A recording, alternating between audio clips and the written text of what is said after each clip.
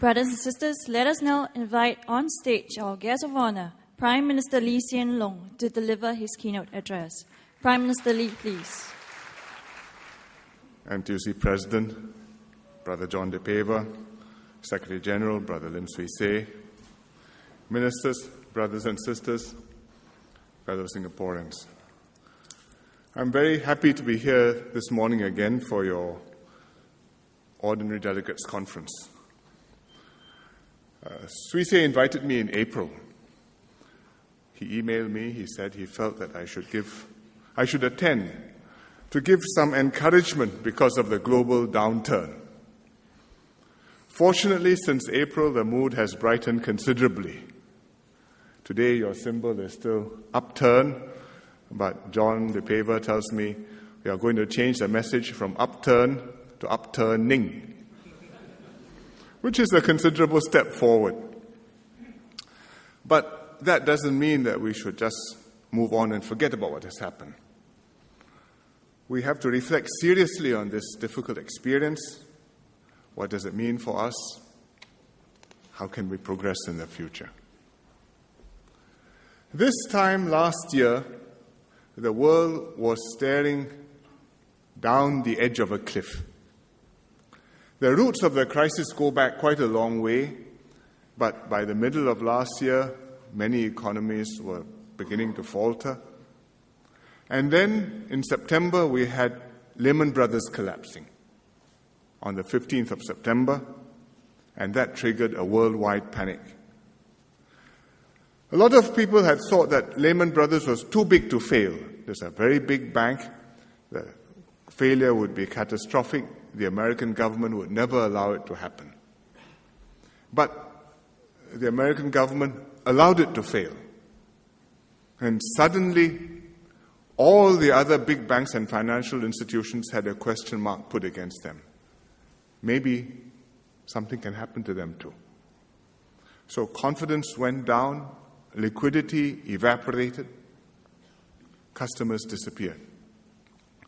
And the shock wave spread all around the world. The sick banks were Western banks.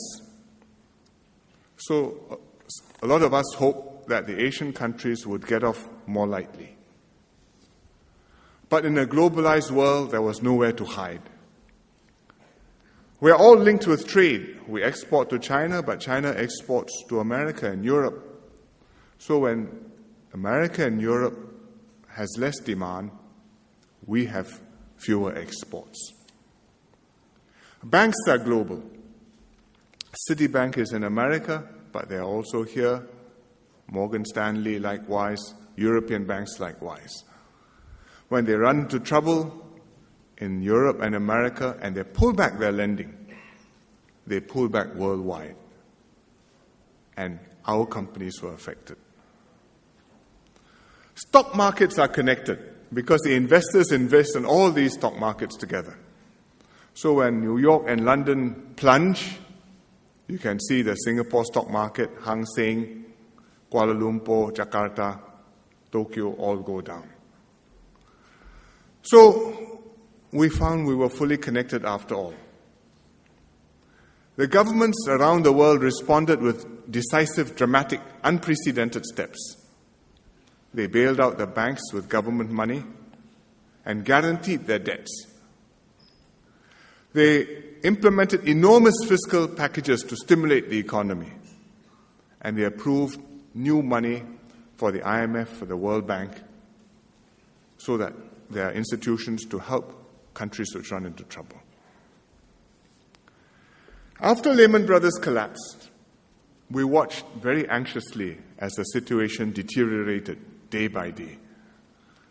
And we discussed what to do about it. Also, when to do it, how to do it. We had two choices. Should we go for a quick off-budget package, immediate ban aid, deal with the problem straight away? Or should we watch, assess how our economy responds, and then mount a more comprehensive package in the budget, which can cover everything? And at that time, the budget was only a few months away because it was already October, and the budget was due in February. So after discussing it, we decided that the most critical and the most urgent priority was to keep our workers in jobs, and we had to do something about that straight away. So we introduced SPUR in December last year. We used the downtime to encourage companies to send the workers for training, upgrade their skills, keep them employable. And we're very grateful to NTUC and to the tripartite partners for supporting SPUR strongly and making it a success. But for the rest of the measures, we decided we will wait for the budget, but we will bring the budget forward to January. So there's a clear signal, a decisive response is on the way. Our eyes are on the ball, and we will take a little bit of time to assess and to plan and to work out a good reaction, which will be decisive. By the time of the budget, the situation had become much worse than even the pessimists had expected. Trade went down by 1/3. Shipping and airline businesses, SIA, Changi Airport, PSA, all plunged. Retail, restaurants, recreation also affected. And there were serious fears of record retrenchment, worse than we had experienced back in 1998 during the Asian crisis, and of unemployment rising rapidly. And I think we watched very anxiously and very worried. And I remember Amir telling me about PSA, saying he's been working there for 30 years and it's never been so scary.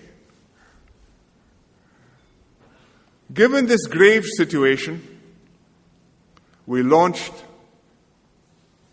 a full response, all guns firing, in the budget with a resilience package. $20 billion, big deficit, 6% of the GDP. And it had several major key programs in it. Firstly, to bring forward our infrastructure projects and to accelerate government hiring so that you invest and you stimulate the economy at the same time, and we create jobs. Then we had the Special Risk Sharing Initiative, which enabled companies to have access to credit, which they desperately needed. And we had the Jobs Credit to help companies to reduce labor costs and therefore to keep their jobs. For the SRI, the Special Risk Initiative, and the Jobs Credit, we tapped on past reserves. First time we've ever done that.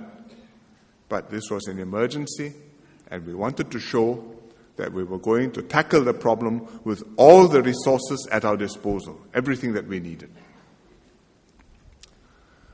Fortunately, the resilience package worked. Maybe it was because Suisei stopped telling jokes, but I think it's more than that.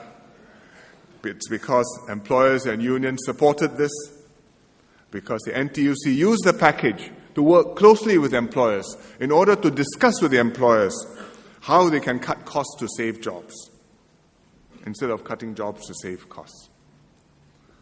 And so the NTUC got the employers to consider alternatives to retrenchments.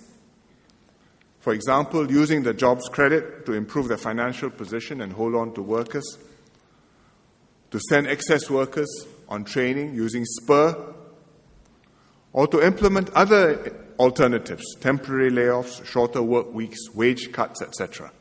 And as the union said, if the management is prepared to take the sacrifice, we will work with you. And many managements did. These efforts buffered Singaporeans from the storm. So the GDP went down 10% in the first quarter, but unemployment went up only moderately, from 2.5% at the end of last year to 3.3% latest in the second quarter of this year. The unemployment was a lot of it, or the loss of jobs, a lot of it was by foreign workers. So our foreign worker numbers went down by 21,000 But local employment, in fact, went up by 7,000. Not a lot, but it's amazing that in a situation like this, local employment could actually go up. And it's because we had the right measures and also because we had the foreign workers to buffer us. So as a result of this, I think we have muted the pain and life has gone on more or less as usual. So whenever I get visitors from abroad, they tell me that when they go and walk along Orchard Road, when they visit our shopping centers or restaurants, or for that matter, when they read about property launches in the newspapers, they can't believe that the GDP went down 10% in the first quarter. It doesn't connect. They don't feel it. So I think we can say that on the whole, we've weathered the storm well. But we shouldn't forget the sacrifices which have been made by individual workers. Many have taken pay cuts. They may have kept their jobs, but they've suffered pay cuts, either directly or through loss of overtime, or shorter work week or no pay leave. Some have been inevitably retrenched, and these workers have gone through tough times, and their families too. Fortunately, many have received help and encouragement from the unions to find new jobs and to pull through the difficulties. And for that, I would like to thank all the union leaders and all your members for your contributions.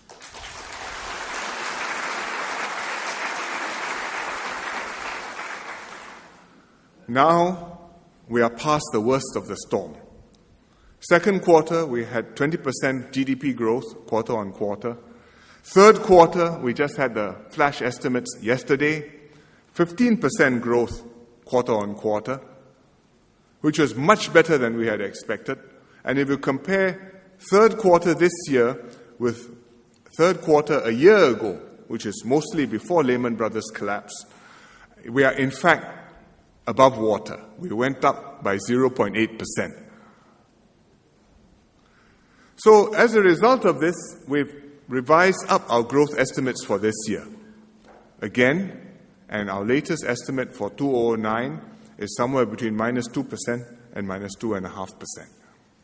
Still minus, but not bad. This past year is not just a roller coaster ride, but a bungee jump.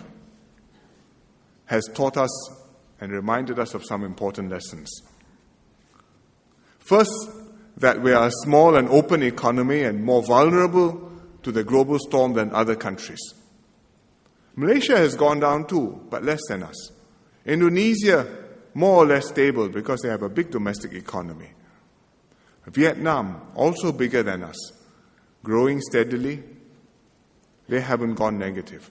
But Singapore, we went down sharply, we came back also sharply. We are more volatile, more open.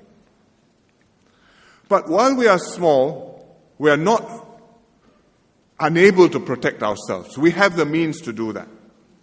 How? By staying united and tackling the challenges together.